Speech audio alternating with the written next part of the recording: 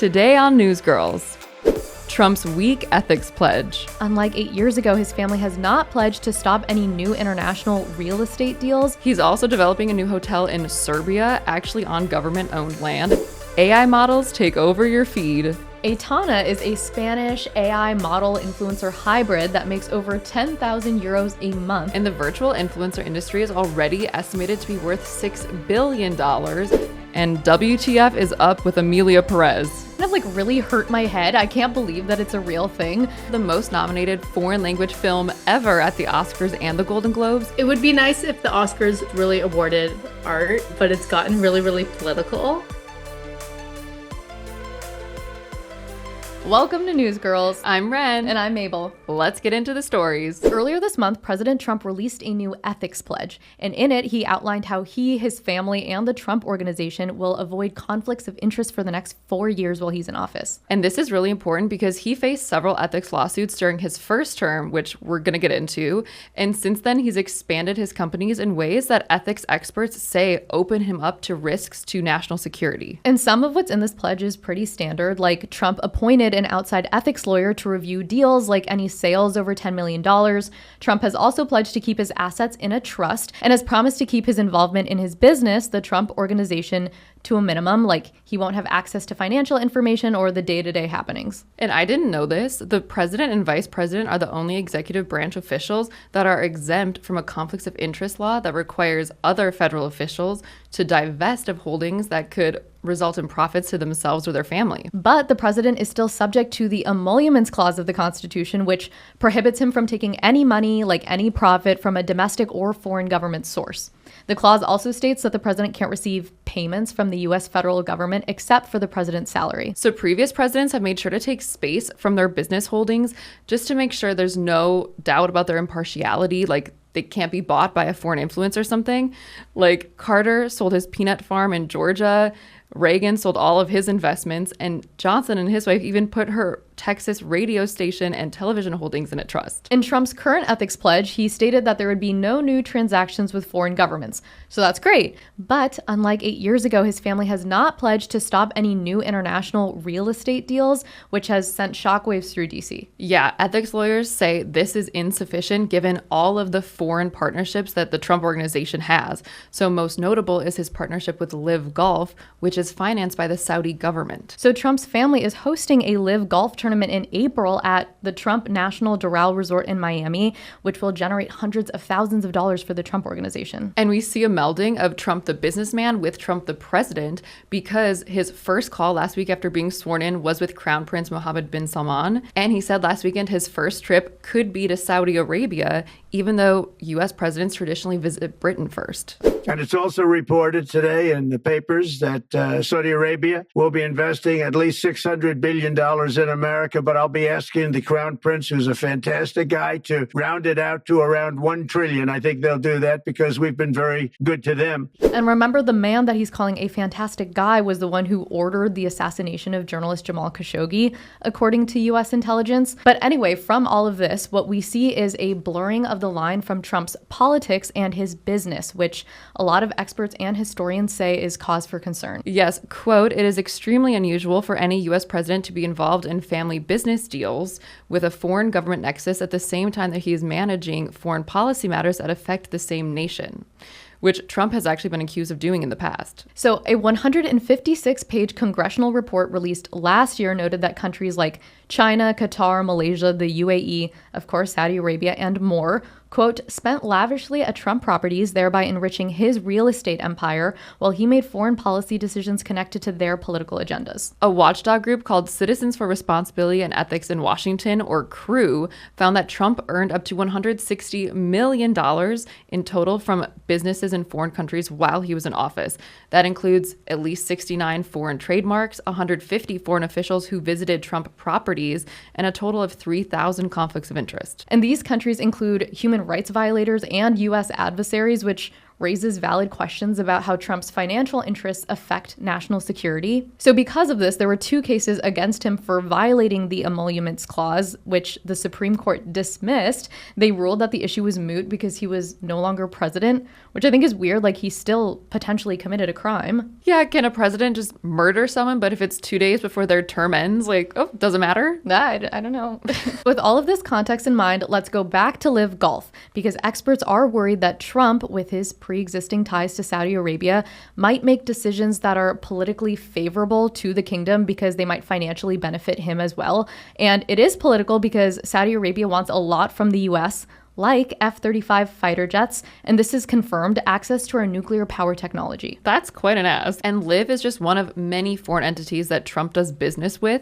Actually, at a news conference earlier this month, he really showcased how unprecedented this second presidency will be in terms of all of the potential conflicts of interest, especially in the Middle East. And we're honored to welcome one of the most respected business leaders in the Middle East, indeed the world. He's a founder and chairman of DMAC Properties, and I'm thrilled to announce today that DMAC will be investing at least $20 billion over a very short period of time. I believe he will say that he's doing it because of the fact that he was very inspired by the election. They wouldn't do it without that election. I can tell you a lot of people wouldn't. Trump Organization is also partnering with the government of Oman to develop a $500 million golf course in Oman, which Eric Trump calls the Hamptons of the Middle East. And the project has already been getting a lot of criticism for harsh migrant conditions, although Trump has already profited $5 million from the project. And it's important to note that Oman is close allies with Iran and has actually negotiated talks with the US and Iran in the past. He's also developing a new hotel in Serbia, actually on government-owned land, and he's very close to closing that deal. And Trump's son-in-law Jared Kushner and his family are partners on the project. It's actually the first large-scale development they've all done together. And Serbia has a lot to benefit from this deal, not only financially, but politically, because it's looking for the US to influence its longtime bid to join the EU. I didn't know they even wanted to. And then, of course, he has over a dozen other properties around the world, from Ireland to India to Uruguay. And all of them are potential points of liability. Ethics experts are worried that opportunists could try to curry favor by booking stays at Trump's network of hotels and golf clubs. So in the ethics pledge, Trump vows to be detached from the Trump store, which is his official retail site. It's where he sells all his merch. Between Election Day and inauguration, the Trump store launched 168 victory products. So let's talk about Trump merch. He literally sells everything from guitars to fragrances to a friend of mine even posted a wine bottle that had 47 on it. And literally everything has his name on it, even the Bible, which I guess he sells. This Bible is the King James Version and also includes our founding father documents. Yes, the Constitution, which I'm fighting for every single day, very hard. He also sells watches, sneakers, trading cards. It's a very good collection. And the Trump store raised ethical questions during his first term, and it's only expanded greatly since then. A law professor who specializes in government ethics said, while the business does not appear to violate ethics standards, it is seriously not normal for a politician to personally profit from a business based on the use of his or her name. Not normal is an understatement. Like, he's a president, not a pop star. Apparently, he even took to Truth Social months after winning, urging everyone to buy his merch. And I think it's fair to say that he has found ways to commercialize the presidency in ways that have just never been done here before. Weirdly not mentioned in the Trump family ethics pledge at all is how Trump will handle his crypto dealings. So if you remember, he ran a campaign promising to make the US the world's crypto capital and reel in regulatory oversight of the industry while having quite an impressive portfolio of his own. In October, just weeks before the election, he launched World Liberty Financial Tokens. So Trump is listed as the platform's chief crypto advocate while his sons are all Web3 ambassadors. And he developed this crypto venture with billionaire Steve Witkoff, who is interestingly Trump's Middle East envoy. So again, we have that sense that if you're in Trump's personal or business orbit, there's a high likelihood that you're in his political circle as well, because there isn't that much separation between the two. And Trump and his affiliates get 75% of World Liberty Financial's revenue.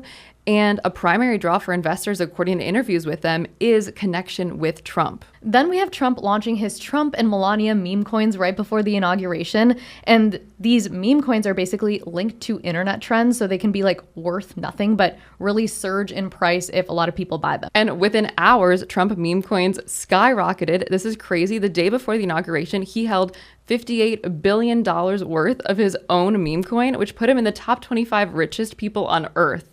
But since then, it has leveled off, and his holdings are now estimated to be worth just $7.7 billion. Just $7 billion. Whatever. In response to this, Senator Elizabeth Warren wrote a letter to the Office of Government Ethics saying anyone, including the leaders of hostile nations, can covertly buy these coins, raising the specter of uninhibited and untraceable foreign influence over the president. And again, this is why presidents take a step back from their businesses, because almost anything can be a conflict of interest when you're that powerful. Well, a former ethics advisor to the Obama administration said that Trump's entire crypto holdings may represent the single worst conflict of interest in the modern history of the presidency, because while accumulating crypto assets, he's working on legislation to accommodate the industry and ease regulations. And the biggest conflict of interest here is that while Trump has a vested financial interest in crypto, he will be assigning the chairman of the SEC, which regulates cryptocurrency. And of course, other presidents in the past have owned stocks, so whoever they appointed to SEC chair would impact them, but this just seems to be on a scale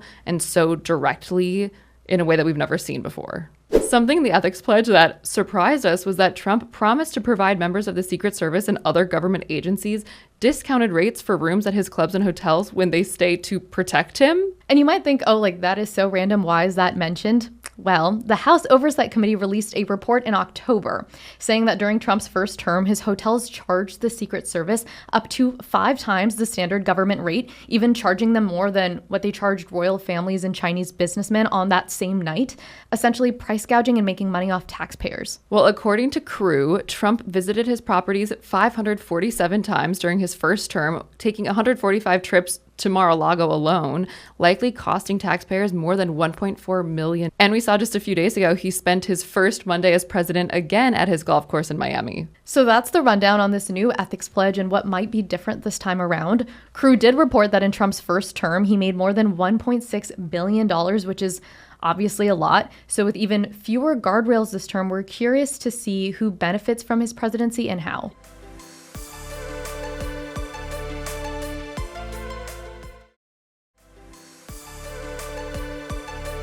Mabel, look at this cool new influencer I found. Like, she travels the world, she goes to the gym. Oh my gosh, she even had a billboard in Times Square?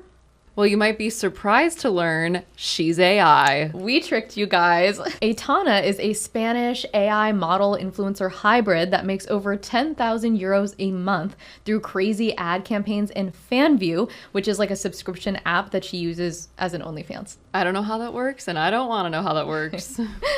She's even the face of a sports supplement company, and apparently she's so lifelike that people mistake her for a real person. Like a famous Latin American actor with 5 million followers once slid into her DMs. Oh wow, well he's in for a treat. AI.Hear is the creative brainchild of the Clueless agency, which is an AI modeling agency that curates dozens of lifelike models with different personalities. So AI.Hear is like a gamer with pink hair and apparently is very outgoing, while Maya is like more shy. Leah is an edgy singer, actually the first AI to score a record deal. She's very talented.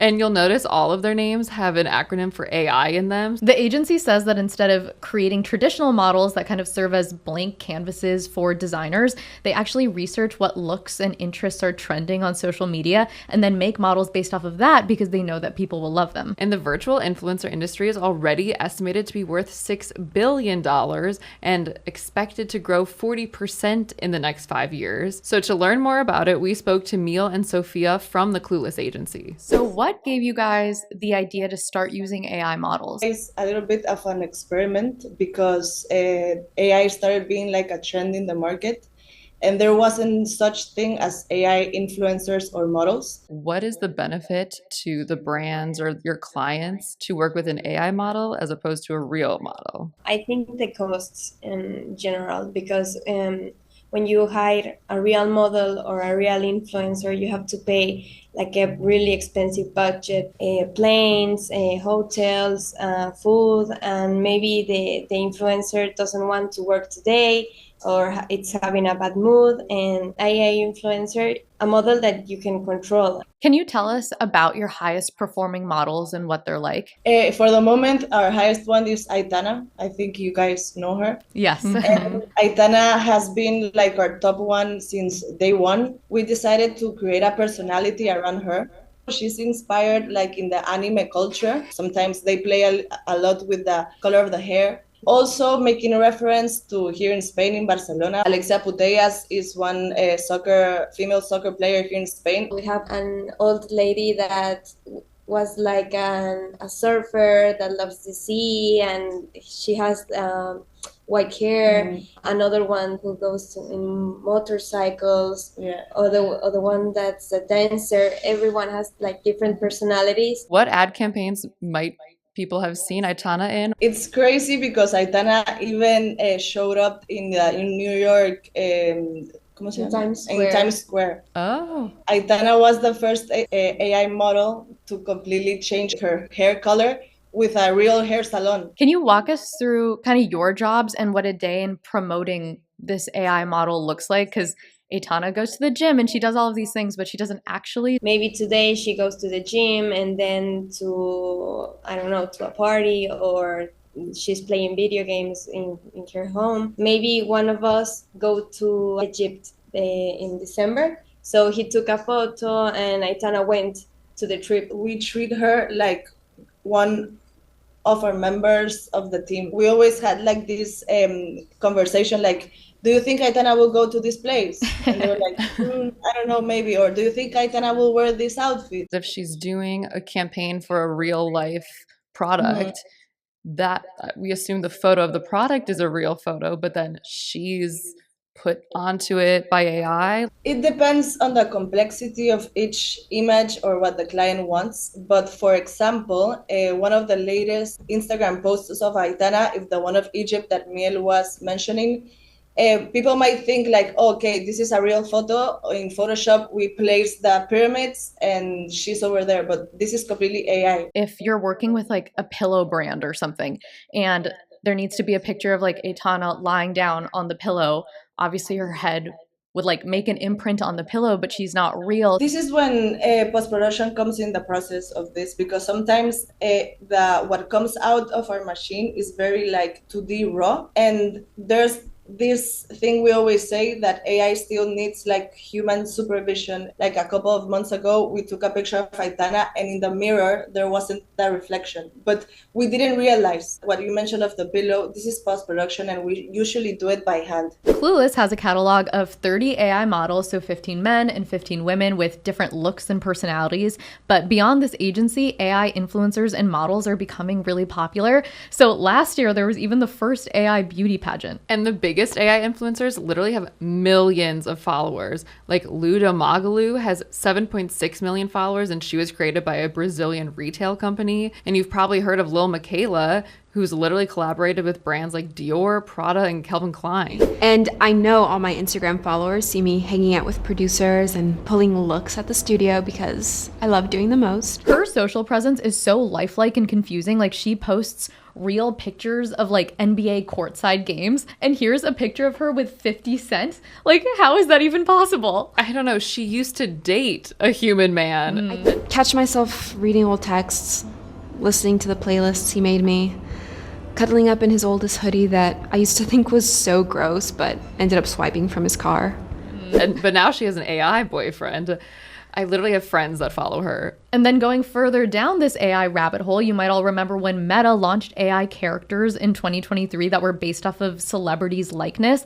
And these characters looked identical to people like Tom Brady, Snoop Dogg, Naomi Osaka, Padma Lakshmi. It was really weird. Yeah, Kendall Jenner played the AI big sis Billy.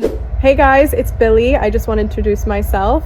I am here to chat whenever you want. Message me for any advice. And apparently Meta paid each celebrity up to $5 million for their likeness. Yeah, they all had social media profiles and people could like message them in real life and ask for advice.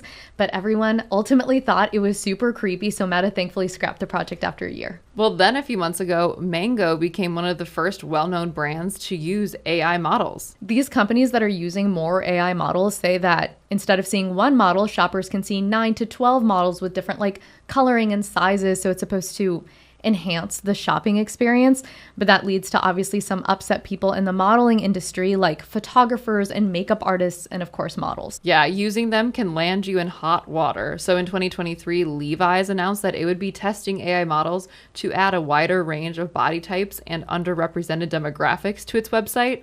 but that drew immediate criticism. Part of this was definitely an effort to cut costs, but people are really bothered because they're saying that this was a way for Levi's to say that they were working with diverse models and kind of like hit their quota, even though they're not actually working with real people. Real models fear that AI will start taking their jobs, which they kind of already are, and basically replace them. Like Vogue spoke to models gearing up for legal battles against AI, and an influencer wrote an op-ed titled "AI Will Destroy Us." The most on-the-nose example of this was from a fashion show a few years ago where an Asian American model walked the runway, but then when she watched back the video posted by the designer, she was shocked to discover her face was replaced with an AI white woman's face. I recently walked through Michael Costello, but that's not me who he posted on his story. Editing my face and removing my race is completely disrespectful. By not using my face, he's taking advantage of models without the same influence as he does. But in that vein, models are worried that agencies and companies will start using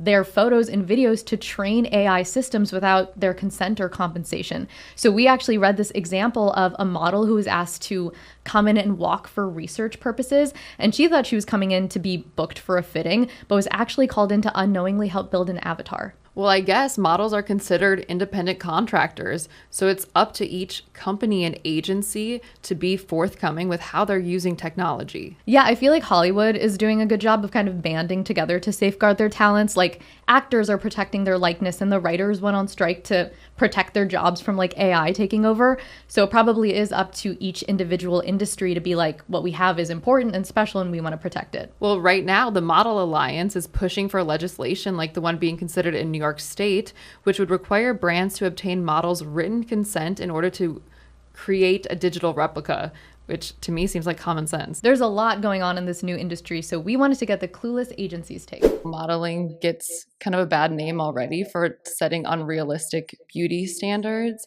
Do you think this takes it a step further? We are not here to solve the problem of beauty standards with Aitana because she's an influencer, and what we are doing is basically the same thing as other influencers do. Like perfect lives, perfect bodies, perfect houses, perfect plans, trips to Ibiza. And like, what is your prediction for the modeling world if this does become more popular? In my opinion, I think they will coexist because there are a lot of options for models and for influencers with the new technologies with AI. For example, this is a very crazy example, but we do this as well here in the studio. It's one of our services. We clone people. And by cloning, I mean the quality of Aitana. Amazing quality. I'll give an example. Kim Kardashian. She has the wedding of her sister, but she has a very important project in Dubai. We clone her. We do completely the campaign in Dubai for Kim Kardashian, and she can easily go to the wedding of her sister and no one noticed. No one noticed. That's so cool. It's all AI generated. We're not here to take the jobs of anyone. It's just another option in the market.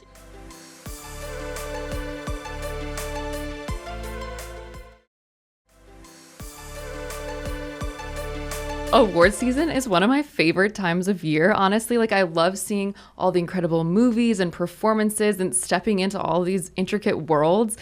And this year, one movie stands out from the rest, but not in the way you'd think. Finally watched Emilia Perez, and this movie is a complete dumpster fire. We gotta talk about the best and worst parts of it. The worst is basically everything about this movie. It feels like Emilia Perez awards run is absolutely insane. The unstoppable runaway train that it has been on, to the absolutely wild narrative and creative choices that this film makes. Literally painful to sit through.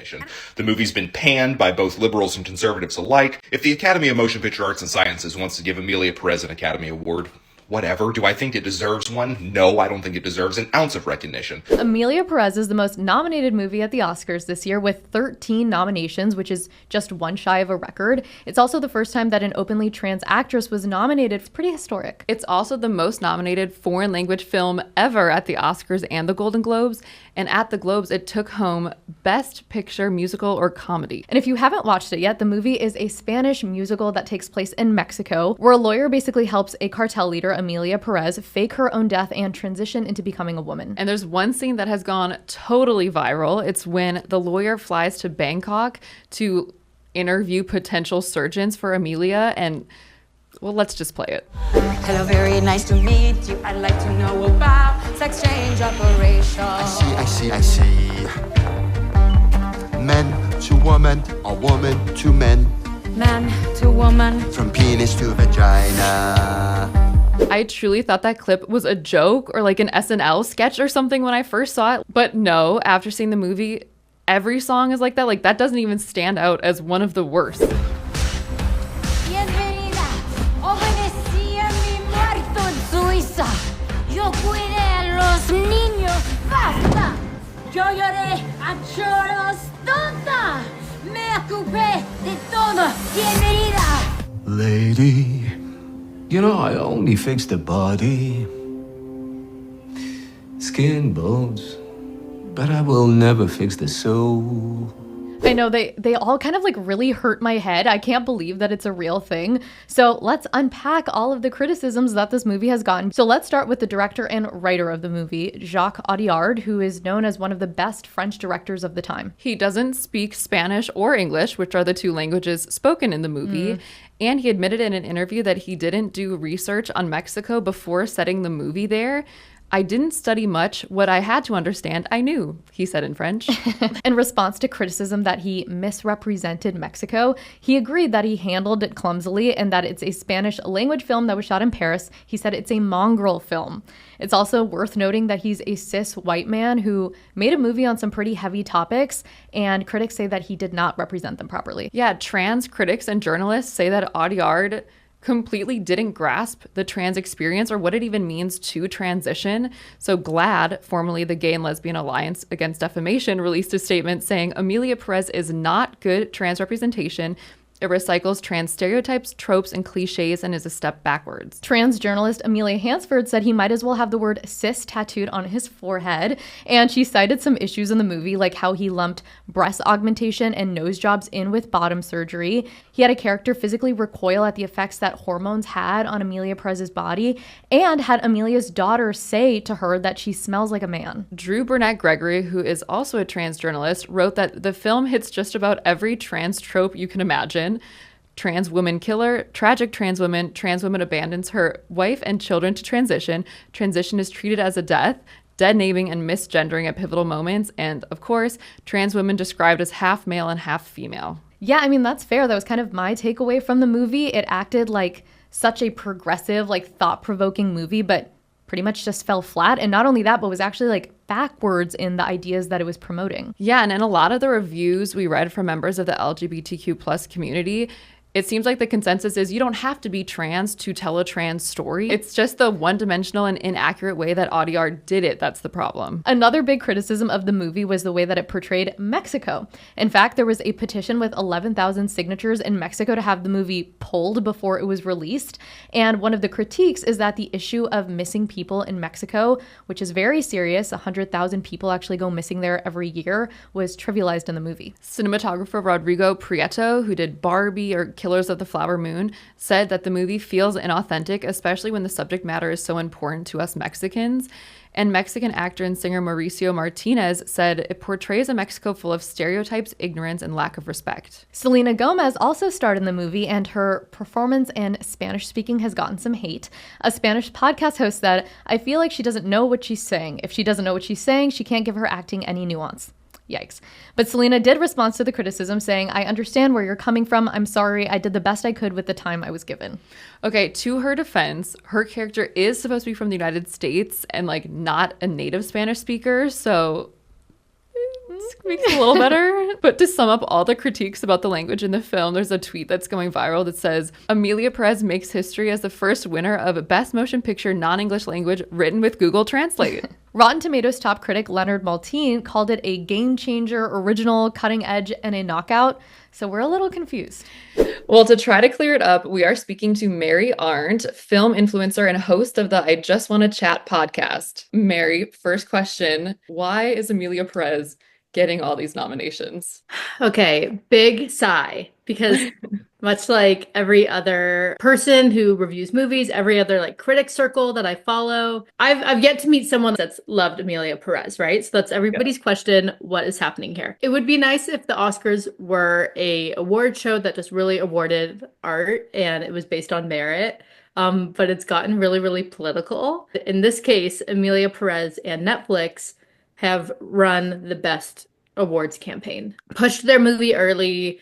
The movie played at Cannes last May and it won one of the big awards, like for the cast. So it had like momentum for a really long time. Netflix, they have had multiple Best Picture nominees, but they've never actually won Best Picture. So we watched the movie last weekend, and you mentioned that you didn't like it. I wonder if I would have just seen it in a vacuum and not compared it to every other like Best Picture nominee. I think I would have been really taken by the choreography because there are some really cool elements of the film. I didn't love the story. The music isn't good. There is, as per usual, when it comes to the Oscars, a really big disparity between what critics are saying and what the people are saying. So on Rotten Tomatoes, Emilia Perez has a 76% critic score and a 28% audience score. Well, if we want to get into all the Best Picture nominees, Emilia Perez has the lowest rating on Letterboxd, which is a social media platform just for movie fans. And fan scores aren't always the most reliable, since obviously movies with like huge stars or really big fan bases always tend to do really well.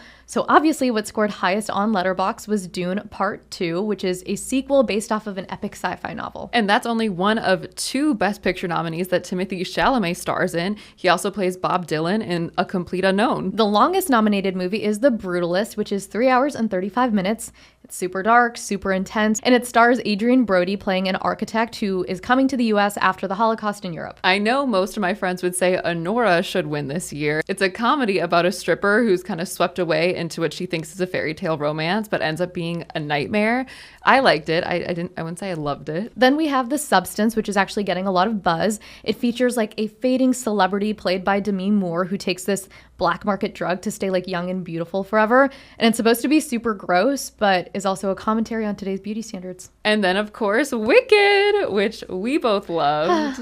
I'm not saying it needs to win Best Picture, but it is a masterpiece. Then moving into I'm Still Here, which is based off a memoir about a woman dealing with the disappearance of her husband during a military dictatorship in Brazil. I've heard Nickel Boys is amazing. I guess it's shot in first person POV about 2 African American boys who are sent to reform school in the 1960s. And lastly, we have Conclave, which I want to watch because it stars Voldemort. You mean Ray Fiennes? It's about like powerful religious leaders in the Vatican and like secrets about like electing a new pope. We talked to Mary to get an expert's take on all these nominations. So if you were a voting member of the Academy, who would you vote for Best Picture this year? If I was a voting member of the Academy, there was no better movie last year than Dune Part 2. But who I'm hoping to win right now and who actually has a shot is The Brutalist, because it is such a complete spectacle. They shot it with this technology called VistaVision. It's like a really old technology. The movie just looks incredible. The sound, there's an orchestra that plays throughout it. It's probably in second place right now to Emilia Perez to win Best Picture. There's some like AI controversy like around the film. Like, do you have a perspective on that at all? The AI used in The Brutalist was used in 2 different ways. They used a technology called re-recorder, and they took some of the Hungarian words that the actors were saying and they tuned up their accents on some of the words. So as a viewer and as somebody that was very moved by The Brutalist and someone who doesn't speak Hungarian, that was so inconsequential to the performance for me. And also Emilia Perez used the same AI thing, and they used it in more nefarious ways because they tune up Carla Sofia Gascon's singing. That, to me, changes performance. So speaking of performances, if you were voting for Best Actor and Best Actress this year, like who blew you away? Oh my goodness. I would probably give Best Actor to Adrian Brody if I was just straight up voting. The Best Actor category is really strong this year. There's Timothée Chalamet for A Complete Unknown, which he is running the most insane awards campaign that the world has ever seen. He's on SNL performing as Bob Dylan. He's on College Game Day. So I think that he'll probably be the winner in this category. And then Best Actress, the whole entire year, it's basically been Mikey Madison's Award to Lose for Honora. But then Demi Moore for The Substance won the Golden Globe and had like a very moving, touching speech, and then that like catapulted her up to the top. I think that this award is probably going to go to Demi Moore. And how do you think the movies that are circulating around like this Oscars stacks up to previous ones? Not as flashy as last year. People wanted to tune in to see Ryan Gosling sing I'm Just Ken, and they wanted to see all the Oppenheimer people. There are no movies that I can look at and say like, what the heck are they doing here? They have no merit. Probably the only one that even falls into that category kind of as Emilia Perez, but I could still look at it and I still think it's a worthy nominee. Very puzzling to me that they might walk away with an Oscar. The other movies are really good. The Substance is incredible. Dune Part 2, incredible. Wicked, incredible. So yeah, I think it was a strong year for movies. Thanks for tuning in. Next week, we have a story all you sports bettors need to hear before the Super Bowl. Bye.